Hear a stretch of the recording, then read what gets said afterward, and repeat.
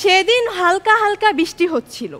আমি আমার হাজবেন্ডকে কল দিলাম, কল দিয়ে বললাম, এই শোনো, আজকে ওয়েদারটা কিন্তু খুবই সুন্দর, বাইরে ঝিরিঝিরি বৃষ্টি পড়ছে, কি বানাবো আজকে, খিচুড়ি নাকি তেহারি? সে আমাকে বলল, তুমি মুটটা বানাও, আমি আসতেছি।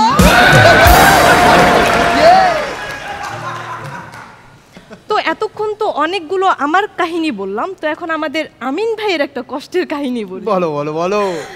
আমাদের আমিন ভাই বাসার সব কাজ করে, রান্না বান্না থেকে শুরু করে যাবতীয় সব কাজই করে, কিন্তু ভাবি সবসময় আমিন ভাইয়ের খুদ ধরতে ব্যস্ত। যেমন আমিন ভাই যদি ডিম ভাজি করে, ভাবি বলবে, তুমি আজকে ডিমটা ভাজি করছো, ভাজি করা উচিত হয়নি, আজকে তোমার ডিমটা সেদ্ধ করা উচিত ছিল। আবার যদি ডিমটা সেদ্ধ করে তাহলে বলবে, ডিমটা সেদ্ধ করা উচিত হয়নি, এটা ভাজি করা উচিত ছিল। তো একদিন আমিন ভাই বুদ্ধি খাটিয়ে একটা ডিম ভাজি করছে, একটা ডিম সেদ্ধ করছে, তারপরে গিয়ে ভাবির সামনে দিল।